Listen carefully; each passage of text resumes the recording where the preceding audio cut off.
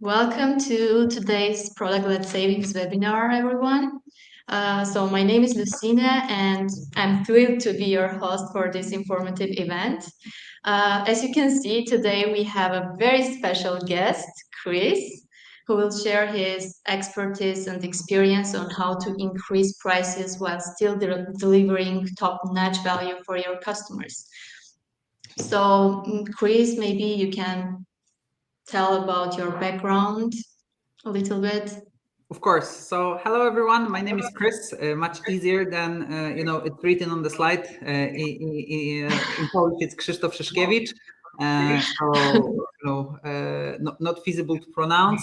I am from my expertise and background. I'm partner at Valueships. We're a boutique consultancy that is working mostly with pricing, and like 80 to 90% of our work is in SaaS industry. So today I will try to shed a bit some light on pricing and how important lever it is for SaaS businesses. Yeah, thank you, Chris. So a little bit housekeeping before getting started. Guys, stay with us until the end because there is a special reward waiting for our dedicated attendees. And if you have any questions during the presentation, please type them into the question box and I'll bring them up during the presentation, and we will also have time for questions at the end. So here is our agenda for today. First, I'm going to talk about product-led savings, and then I will hand things over to Chris, and Chris will tell you how you can increase your prices and still deliver value to your customers. And of course, at the end, we will have a Q&A.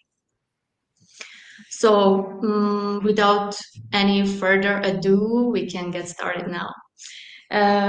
Okay, so have you guys noticed that we talk about product-led growth all the time, and we don't consider that startups are laying people in swarms like on off, and venture capitals are warning that capital is drying up, and nobody's talking about product-led savings. So let's see how you can save like tons of money in your company and achieve more growth with the PLG mindset. So being a product-led software company is all about making it easier for end users to experience the value of your product as quickly as possible. You need to grab their attention straight after user acquisition and keep it with a strong user experience. And I think you all know about this. Yeah, the best thing that the best thing about the PLG methodology is that it lowers your acquisition costs, and the reason is very simple. Not being primarily sales led means you don't need to hire an expensive sales team to acquire new customers, or like a big customer success team to retain these customers. All you need to do is have a remarkable product that will do most of the selling and retaining. And as I used to be a customer support and success manager, I'm going to focus on the savings that you can make in this department. So the cost of resolving a ticket is proportional to the escalation level it reaches. And I took this data from Informatech that indicates the average cost for ticket resolutions by escalation level. And you can see that there is like level 1, level 2, level 3 tickets. And the prices in front, 22, 91, and yeah, you can see all of those. And the same research found that resolving a ticket through customer self-service costs just $2. Like, can you see the difference? Let's take an example of 91, like level 2 ticket. You pay just $91, and instead of $2 for a self-service.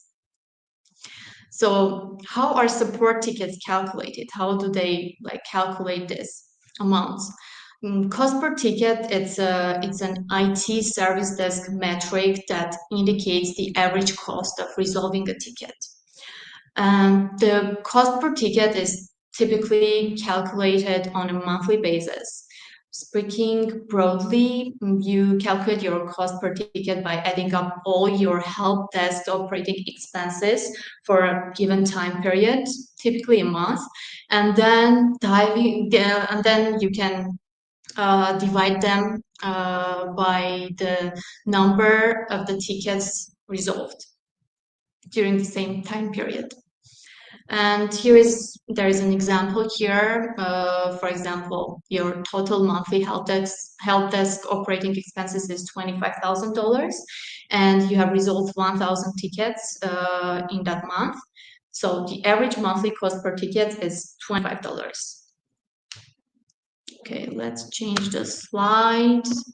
Um, I'm gonna send you this ticket calculation later together with this recording, so no need to take any notes.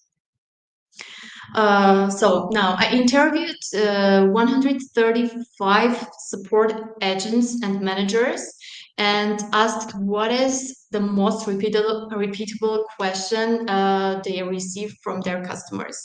And I found out that like 85% of questions are how to use this feature, which is like fully tooltipable. You can just create native tooltips on top of this feature and like explain how to use it or make it part of your onboarding flows. So 12% just reports a possible bug and 3% just asks like questions about pricing, asking for discount or if they have any issues with the pricing.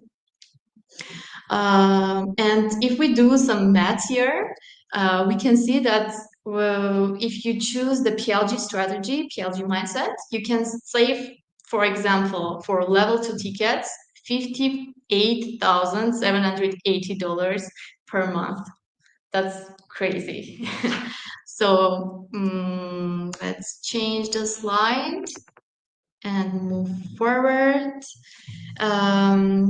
So yeah, and when an IT issue presents itself repeatedly, I think developers or support agents should create an approved resolution and document it within the company's knowledge base. And the most efficient way to lower your cost per ticket is to deploy a variety of self-service options that helps your users resolve minor IT issues themselves. Here are some examples that you can create, like welcome flows to collect customer data and personalize their experience. You can use onboarding checklists to drive customers to activation points, or tooltips to introduce features and drive adoption, and of course resource center to provide on-demand support. And now I think you all want to see an example of a company that did all these automations and achieved success. I do have that example, which is in our next slide. So for example, Growth Mentor, it's a platform that hosts video calls between members and growth marketing experts for advice on topics like content writing and machine learning. And yeah, members can select from the menu of mentors based on their expertise, language, or availability. And you can see, as you can see in this slide, Growth Mentor reduced their support tickets by 83%. So in the beginning, they were receiving around 30 tickets per day, and now this number dropped to 3 tickets per day.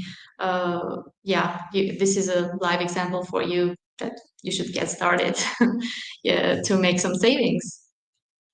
Okay, that was everything about the product-led saving part. Now I'm gonna hand over the virtual microphone to Chris, who will delve deeper into the topic of increasing prices while still delivering value to your customers. Chris, over to you. Thank you very much. You will need to stop sharing your screen so I can share mine. Just give me a second. And here we go. So, Luzine, thank you very much for this introduction. not introduction, but for the cost part of our conversation. And if you think about the profits, so the thing that counts the most currently right now, you always have two sides, right? The first side that you have is cost, and Luzin just a minute ago deep dive on how to actually make the cost a bit lower. I will talk about the second side, so the price. So if you want to increase your profits, you either need to decrease your costs or increase your prices. And how to do it? This is the topic of the presentation that I have today for you. So first of all, what is the problem statement? So problem or the hypothesis that we have is that companies, especially in SaaS, they do not actively work with the price and do not actively increase the prices. Why they don't do that? First of all, they think, or our clients think that they will grow for the new business, new MRR, blah blah blah, stuff like this. Of course, easy, but not anymore. The market currently is getting a bit more tight. The second thing is that we do not want to increase the prices to the existing customers because they were loyal, they were with us since the beginning, stuff like this. This is also a trap because, as I will say, deep dive on later, customers, if you don't increase prices regularly, you have higher chances for churn. Third thing, we do not want to make customers unhappy. Of course, we don't, but this is a business. We want to be fair. If we add a feature or if the product grows, we also should increase the prices. But companies, this is the reason that we hear not most often, but also oftenly. And the fourth thing is we are afraid of churn. And of course, this is one of the risks when you are increasing the prices, but the churn that you need to or you have to have in order not to compensate the MRR gain that you receive from price increase is pretty high. So what we did to understand the problem a bit better, we of course launched the survey, and we decided to talk to 200 companies from B2B market, and we clearly realized that if you think about the pricing capabilities of those companies, SaaS apparently is not doing that well. If you think about strategy, pricing, operations, mindset, or enabler, SaaS companies in B2B are lagging to other IT companies in all the categories beyond the mindset. Not saying that other categories are doing well. They are not also doing well. If you see the numbers here, if you want to be proficient throughout the whole B2B industries, a bit more of work is needed. And if we deep dive into price increase per se, we see that companies are actually regularly don't increase prices to their current customer base if we think only of SaaS. So the net value of thinking or increasing the prices to the current customers is almost minus 12%. So companies in SaaS actually do not work with pricing that much. They do not regularly increase prices. And if you think of other industries, apparently Apple, for example, doesn't have this problem. Adding new features, releasing new iPhones, every time you get higher price, and customers are fine with that. So yeah, they don't care. It's the marketing works there. so what is the silver bullet here, or all the golden nugget? We'll decipher that later on. But one thing that I want to mention before we go there is that regular price increases actually positively influence your MRR. Obvious, thank you, Captain. Nevertheless, also they indirectly influence your churn. And what statistic I have behind it? Of course, I do have some. So first of all, if you regularly increase the price, it leads to higher ARPU. Obvious, of course, but if we see and if we deep dive into data, we see that companies that are working with their prices, they achieve much higher ARPU in time than the others that don't do it. The second thing is that, throughout the lifetime of your company, of course, your customer acquisition cost grows. Right? I mean, you are the new entrant, you gain more companies on your side, more clients, and you reach some threshold where the chat starts to grow massively. And in time, the willingness to pay actually decreases, right? Because you're not new anymore. There is a competition. You go into the red ocean. So willingness to pay is not that favorable anymore in time. And counterintuitively for me, discounted customers or customers that are paying lower price, they tend to churn at the higher rate. And why it is counterintuitive? Because you give away something to your customers, you try to be a bit nicer, so to say, to your customers. Nevertheless, they are not paying back, right? I mean, they tend to churn at a higher rate than the others. And if you think about your customer behavior, I think you can find yourself in the same situation, right? If you bought a discounted shirt that is valued for $99, not $500, of course, it will be easier to replace this shirt, the cheaper shirt than or discounted shirt than the other. So even though, despite it is counterintuitive at first glance, if you actually put a bit more thought to it, not really. So the problem statement is that even though price increases are in favor to your business, customers or SaaS companies are actually not actively working with the pricing. So what is it, right? So we have a problem statement, but so what, right? What is the price increase? How to work with your pricing? So if you think that about your product, I mean, this is a whole bucket of the value, right? Your product delivers some value. But first of all, I mean, you have this basket of value, but not all the value is seen by your customers. I mean, please raise your hand if you ever read a car manual or a dishwasher manual. You don't know all the value that the car or a dishwasher or anything else brings. So you have some unseen value.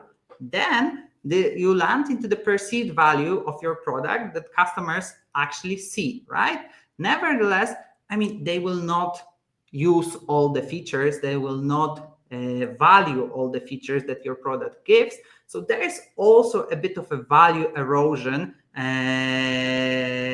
while working with your customers. So there is a willingness to pay component, right? So if as a company, I mean, you try to decipher what is the willingness to pay of your customers. This is not always so easy to calculate, but sometimes when we work with the founders, they know or they've calculated the value, they know what is the willingness to pay, but still, they want to focus on growth, and they are not sure that the willingness to pay corresponds with actually the price that they will set. So they're failing in setting the price, and then land with a target price, right? So you end up with a price that actually your customers see on the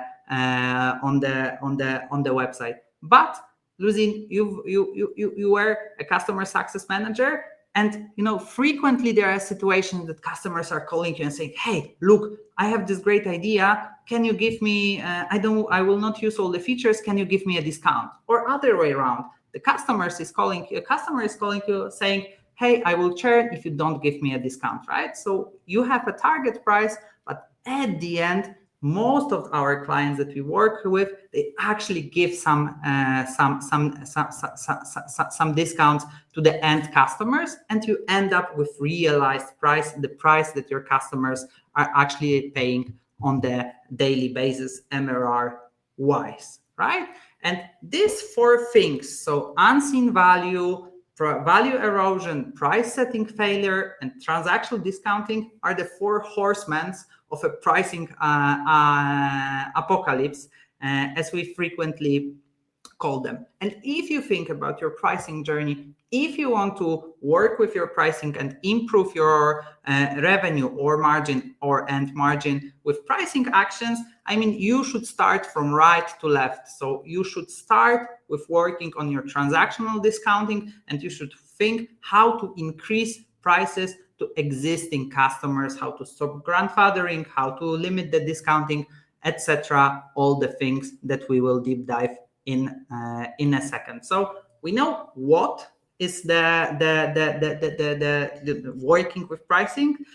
So why we should actually do that? We should do that beyond the three things that I've mentioned at the beginning. We should do that because, truth to be told, expansion revenue, so the revenue that we can collect from the existing customers, are the cheapest money stream that we can get. Benchmark says, some benchmarks that we have seen, that actually 1/3 of your revenue should come from upselling, for working on your current base, and it will be especially important nowadays, where the market situation is not that great anymore.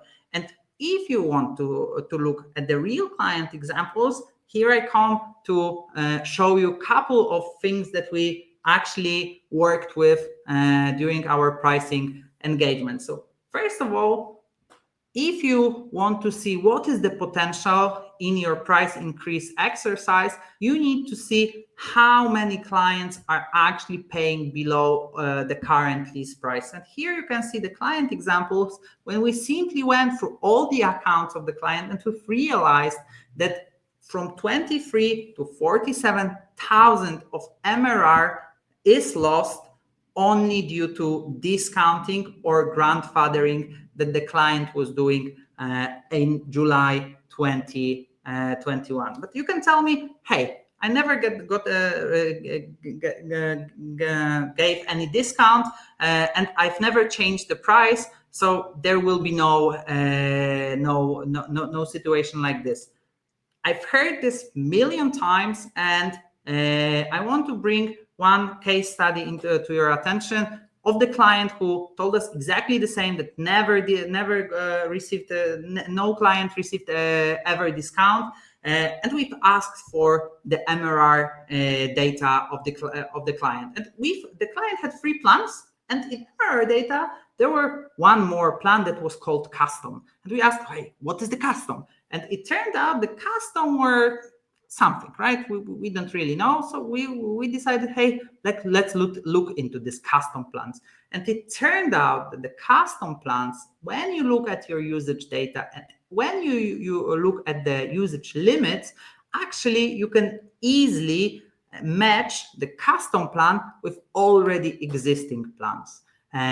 What we've realized, that the company was actually hiding the discounts behind the custom plan, and there was 178 customers who were on custom and could be easily matched with currently existing plans, either based on usage or the usage limits that were existing within the plans, that resulted in actually the MRR uplift of around $20,000. And the challenge that we are frequently receiving is, okay, but if I do that, if I increase the prices to my existing customers, they will churn. So what we did, we of course calculated, we always calculate what is the churn potential within this price increase opportunity. And it turns out that no matter, within all the client situations that we had, the churn increase would have to be massive in order to not to cover the MRR impact from price increase. And as you can see on this example, the client of 140,000 MRR USD would need to achieve 30% of churn in order not to justify the price increase. So if you see here, the MRR gain from the price increase, if the churn is 25%, is still on 3% increase. So what it means, 30% of those customers who are on the legacy plans or are on the discounted plans would need to leave in order not to receive a gain from the price increase. So it is really worth it. But churn is always a big question mark when we are actually conducting the price increases. So not only you need to make it linear, but you can also think through various impact scenarios while increasing the prices to your clients.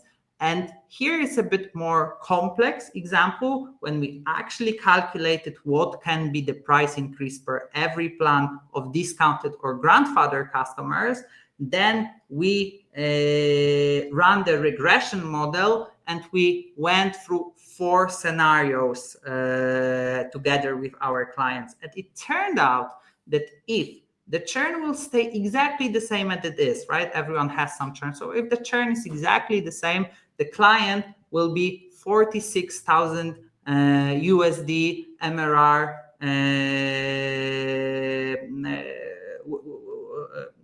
better off.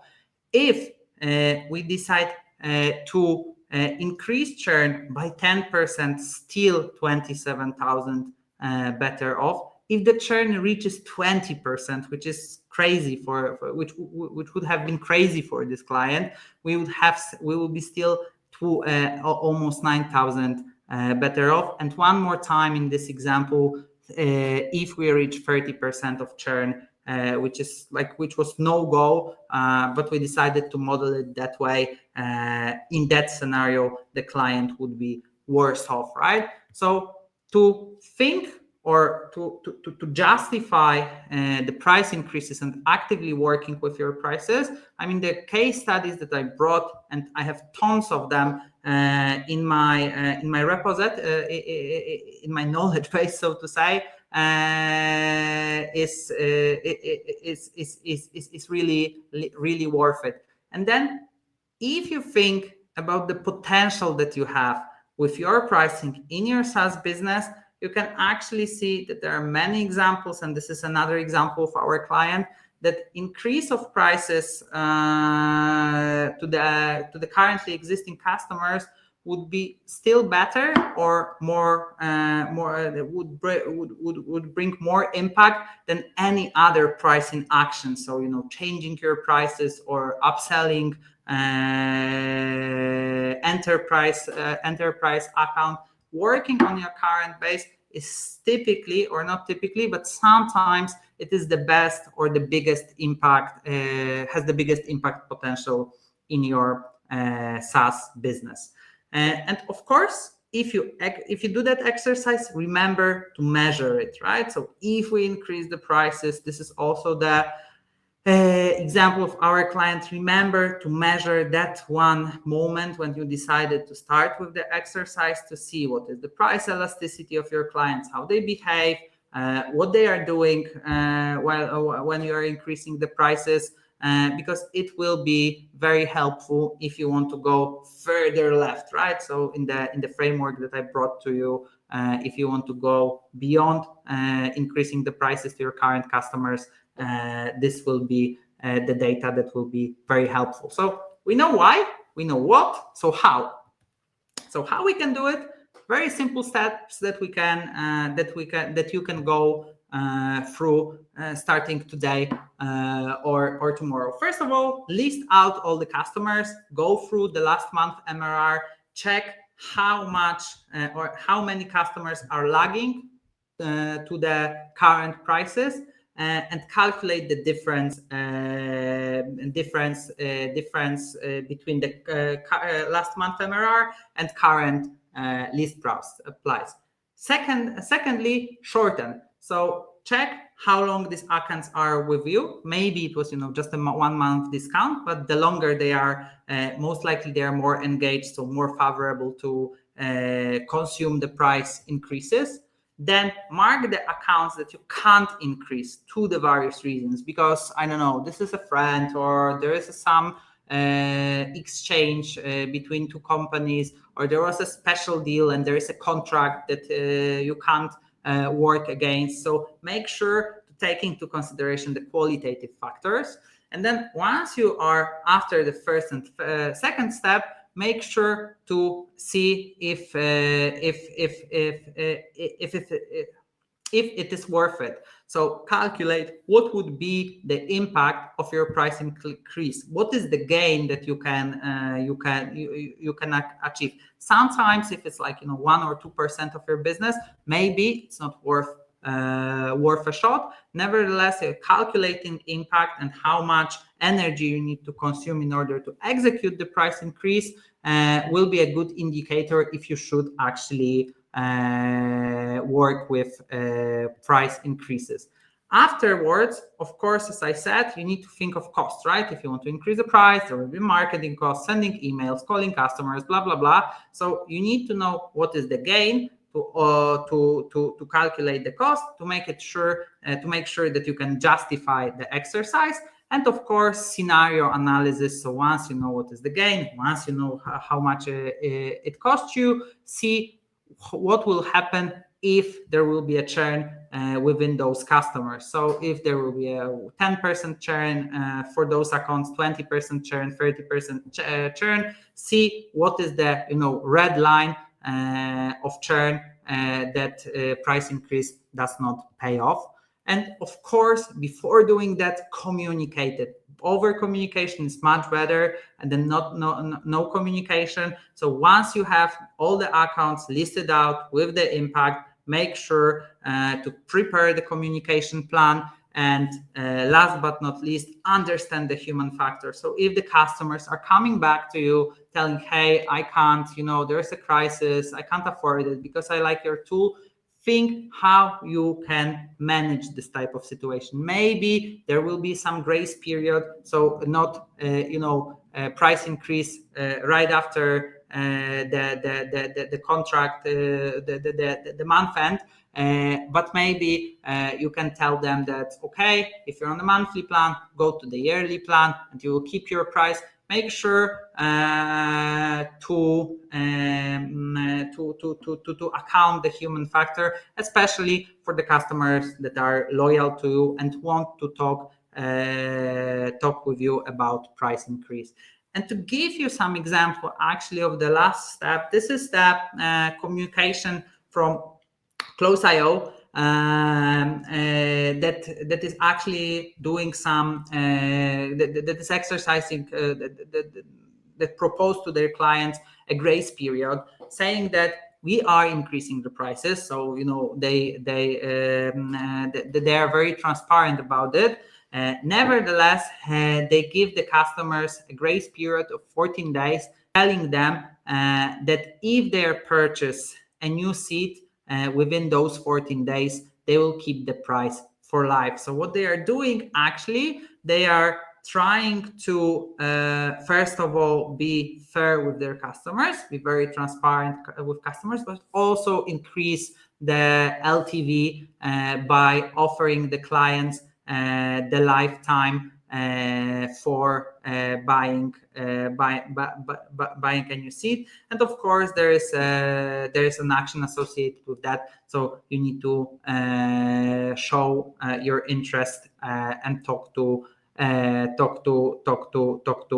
sales in order to do that.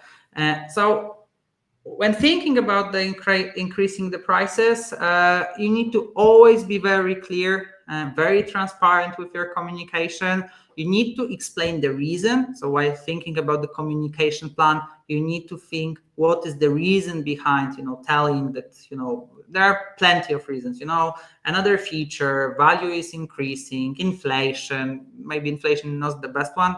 The ones that are associated with values are always the value of the product is always the best justification of price increase.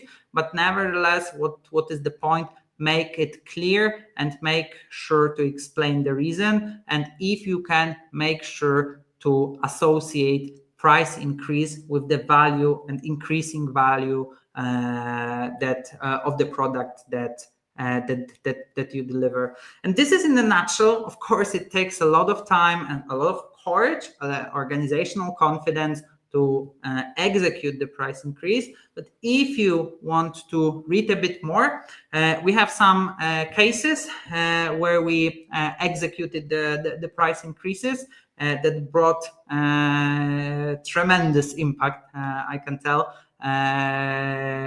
So feel free to either visit our website to see the cases or read the content that we are publishing. There are 2 articles on discount management and price adjustments for currently existing clients. And of course, if you want to read or talk about either cost cutting or maybe cost optimization, here is the contact details to Luzin, and also contact details to myself. Feel free to go on our websites or to follow us on LinkedIn to learn more about the 2 topics that are, that have a very big impact for the profits of your SaaS business. Perfect. Thank you, Chris. That was very informative. I do have a question here. You mentioned that SaaS companies should increase their prices regularly. I think our attendees are wondering, like, how often do they need to change their pricing? Mm-hmm. So of course there is there is no silver bullet here. What we how we approach that type of challenges. First of all, you need to have someone who is responsible for pricing. It doesn't have to be one FTE. It can be half of the FTE of someone from your marketing or sales department, typically, or finance department. In those three teams, typically the pricing competencies are in. And we recommend to revisit your pricing careful every quarter. So to see, what is the value that your product is delivering, if you added some more features, etc. So every quarter you should revisit and think of your pricing and think if you should increase the prices. Of course, it is kind of mandatory, so to say, to increase the prices based on inflation, especially nowadays. So that would be at least once a year. The rule of thumb is also to think how price increases correlate with your product roadmap, right? Because every time that you add something to your product, it means that the product, hopefully, not always, I also have this data in my backpack, but not always bring additional value to your customers. So once you're adding, you're releasing something big, something new, something that the customers were waiting for, think how it correlates or how it corresponds with your pricing, right? Not necessarily it needs to be in plan. It might be an add-on. This is a good strategy to test the new feature. But very long answer to the very short question. So revisit your pricing every quarter. Make sure to execute price increase at least once a year. And of course, it depends, right? But as a rule of thumb. Yeah, I got it. And another question about the discounts, like the same question, how often do you suggest to offer discounts? And do you suggest to offer the discounts to the existing customers as well, or only to the new customers? So when it comes to discount management, of course, I mean there are like 10 times there are plenty of discount segments, right? So first of all, you have a yearly discount. It shouldn't be bigger than 20%. We typically, and of course, guys, this is all depends, but as a rule of thumb, most of our experience comes from it. But then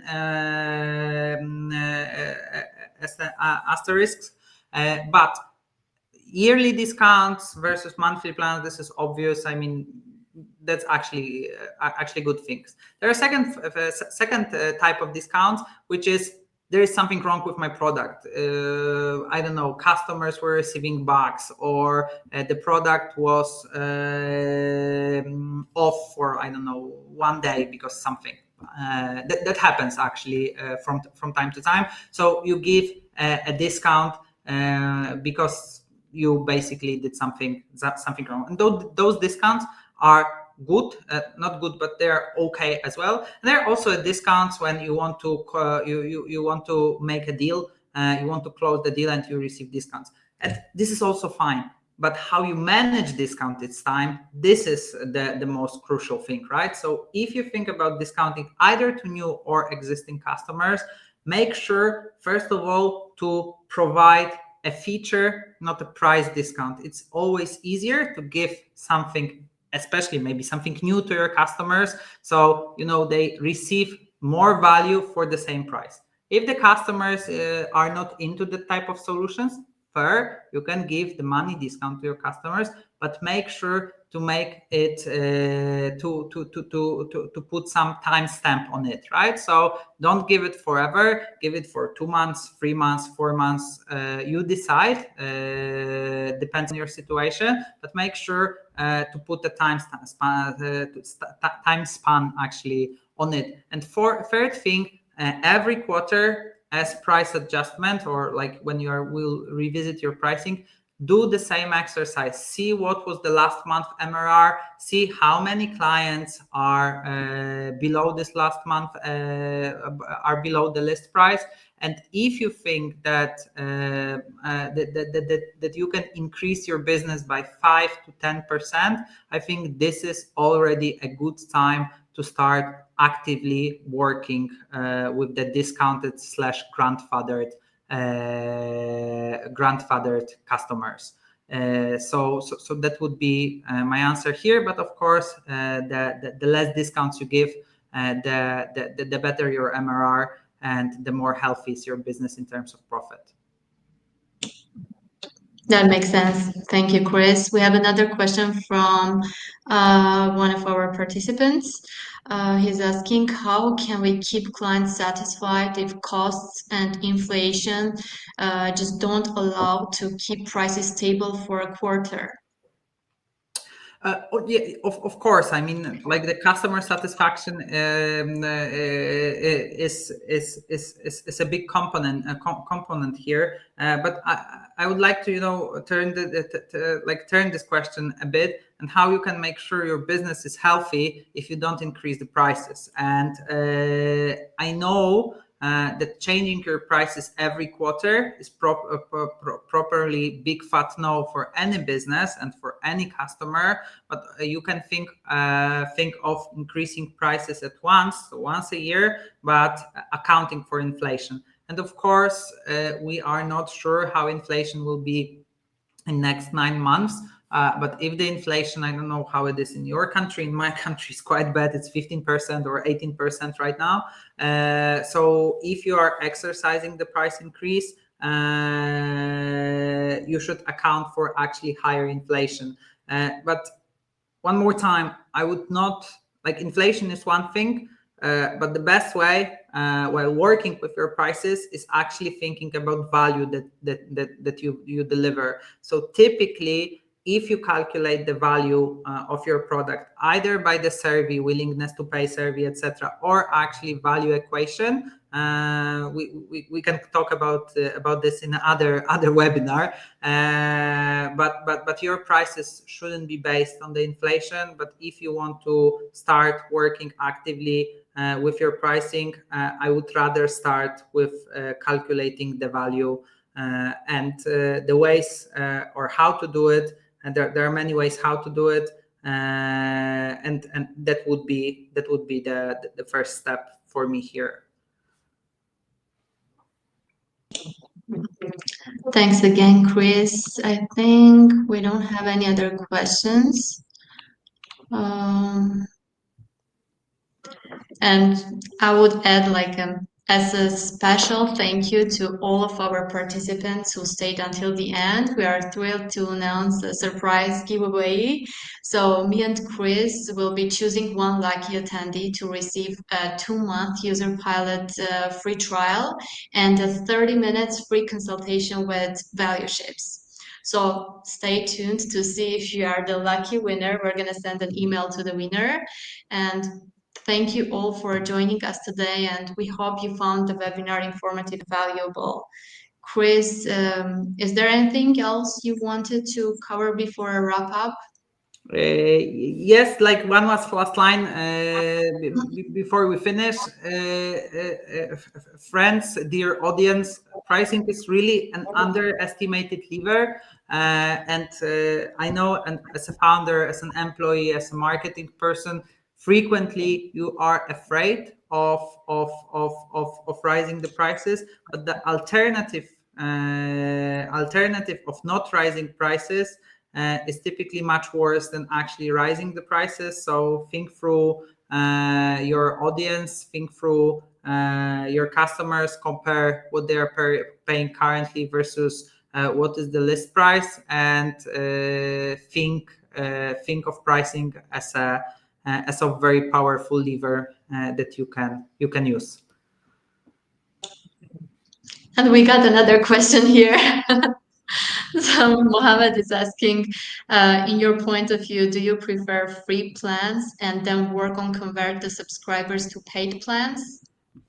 This is of course a freemium is great, etc., stuff like this. But when I'm working with my clients, we typically see that companies are growing much faster than the clients who are using freemium. So typically the conversion from freemium of the cases, and like we've seen as a Valueships, we've seen around 40 to 60 SaaS last 2 years, typically, which is very logical, right? And they will start trying our product, then they will upsell. That happens, but happens not often as we expect this to happen. Despite it's very logical and it's great to have freemium, you need to actually see how the upsell works. That's the first thing. The second thing, when I'm thinking about the freemium, think what is the product limits that you have in between freemium and your cheapest plan. And sometimes freemium is giving too much value comparing to the first plan that is paid. Currently, I also observed in many of my clients that that the concept of the reverse trial is getting more and more popular. So I would also advise to consider that type of an action. So, like, to answer the question, of course, I mean, giving like having a freemium in your product or pricing portfolio can be powerful. But in order to make it powerful, you need to think through the limits that you have in between freemium and the first plan, and all the max diff assessment of the features that you have can be very helpful in order to, or actually client interviews or usage patterns can be very helpful in establishing those limits, because frequently we see that that clients are not converting to freemium, and it's not because your product is not good enough, but typically it is because that your limits in between freemium and first paid plan are not spot on. So that would be my take. I hope I answered the question, actually. Thank you, Chris. We don't have any other questions. Thank you for joining me today. It was a great session. Thank you, everyone. We appreciate your time. So if you don't have anything to add, I think it's time to say goodbye. Thank you very much. Thank you, Chris. Bye bye. Bye bye. Bye, everyone. Everyone. Bye bye.